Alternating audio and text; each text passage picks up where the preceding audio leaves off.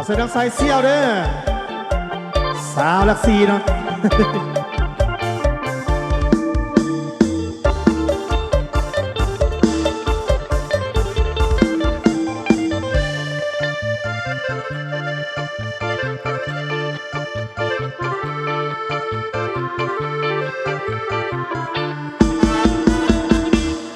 น้องแสงดาวก่อนเป็นสาวบ้านนา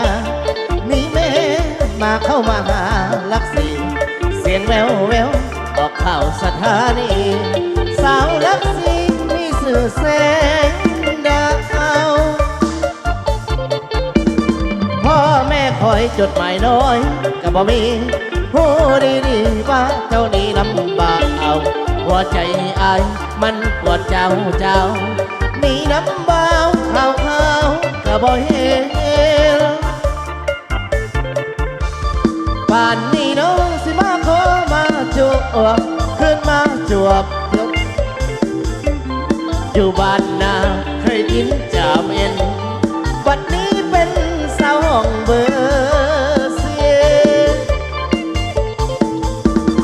น้องแสงดังเจ้าอย่าลืมแฟนเก่าไผสิเบาไผสิว่าบ่ดีไอ้ยังหายังห่วงอยู่เต็มที่ทักที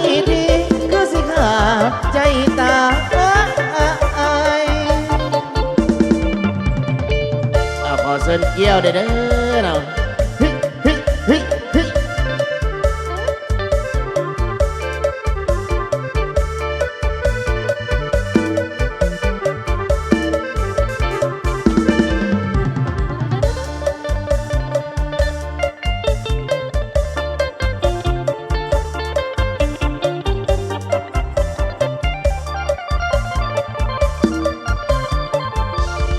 ป่านนี้น้องสิมาขอมา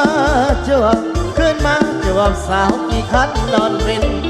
อยู่บ้านนาเคยกินจามเอ็นบัดนี้เป็นสาวห้องเบอร์เสียน้องแสงดาวเจ้าอย่าลืมแฟนเก่าไผสิเบาไผสิว่าบ่ดีไอ้ยังหายังห่วงอยู่เต็มที่ฮักทีคือสิขาดใจตาย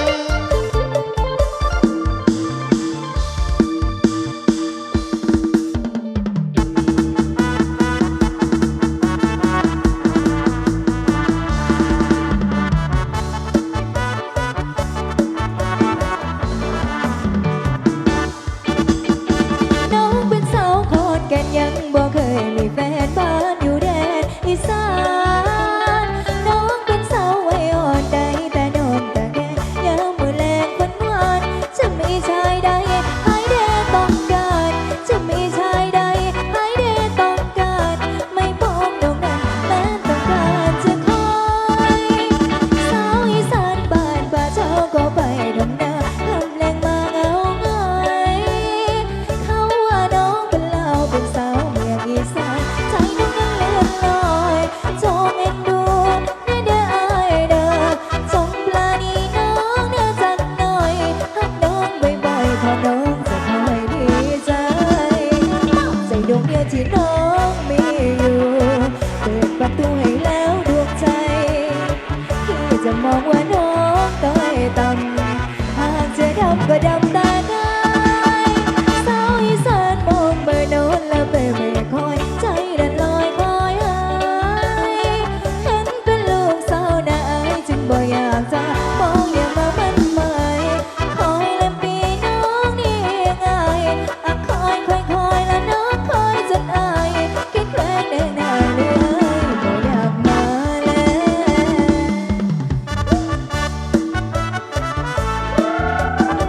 นี่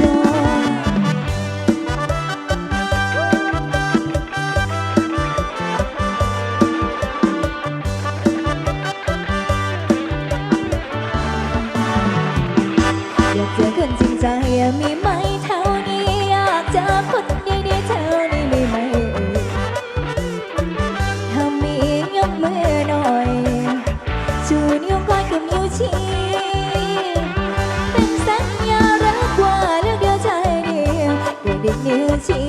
อีกด้วยนะเธออาจเจอแต่คนใจดำมาชอบเราไม่สมสูงเจอแต่คนลวงหลอกกันเสมอ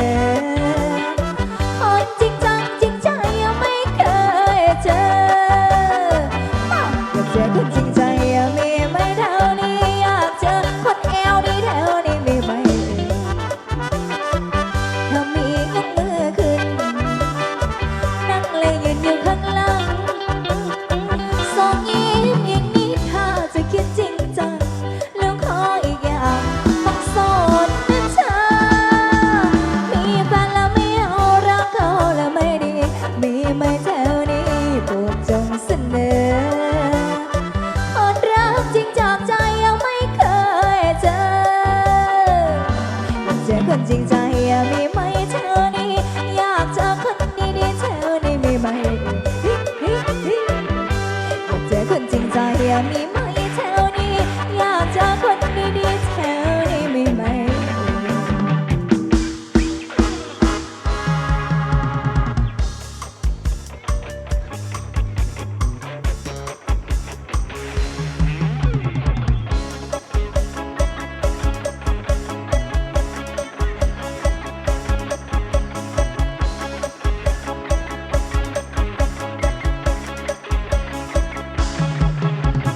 สวยขยี้ใจสาวไม่ห่างนางได้ลูกเองส่งกระใสขันเขินบักสวยเหลือเกินอยากไล่ชีแม่เจ้าสิมีลูกเองกับโบได้พี่กับบูได้ได้ช่วยส่ง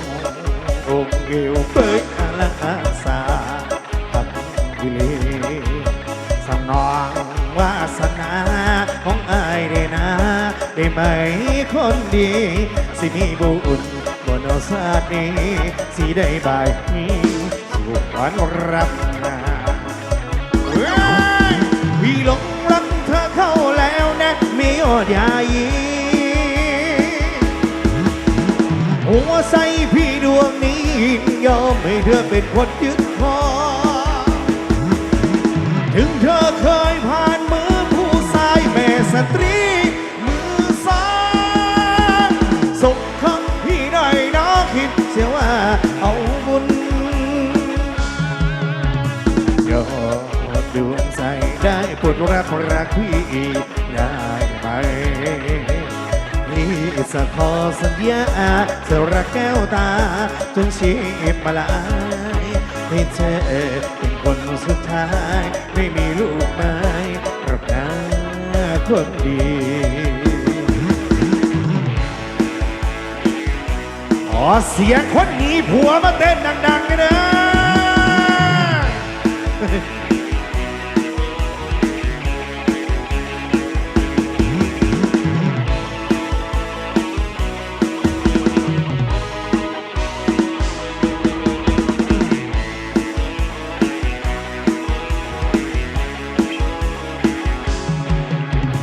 หลงรักเธอเข้าแล้วนะไม่อดยายีหัวใจพี่ดวงนี้ยอมให้เธอเป็นคนยึดครองถึงเธอเคยผ่านมือผู้ชายแม่สตรีมือซ้ายส่งของพี่หน่อยนะคิดเสียว่าเอาบุญพี่หลงรักเธอเข้าแล้วนะไม่อดยายีหัวใจพี่ดวงนี้ยิ่งยอมให้เธอเป็นคนยึดครองถึงเธอเคยผ่านมือผู้ชายแม่สตรีมือซ้ายส่งของพี่หน่อยนะคิดเสียว่าเอาบุญยอมดวงใจได้โปรดรับรักพี่ได้ไหมพี่จะขอสัญญาจะรักแก้วตาจนชีพมาลายให้เธอเป็นคนสุดท้ายไม่มีลูกไม้แต่คนดียุติการเป็นแม่ไม้มาเป็นเมียนักไม่ยอดใหญ่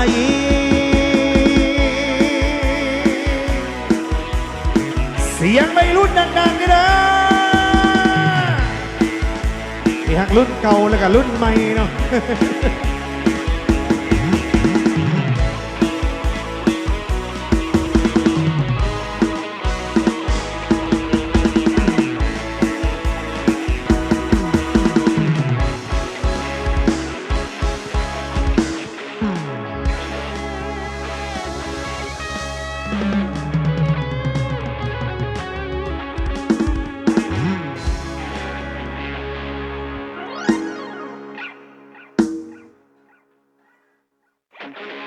จอดก่อนจอดก่อนเจ้าอย่าหลงเกิบกันเด้อเจ้เด้อ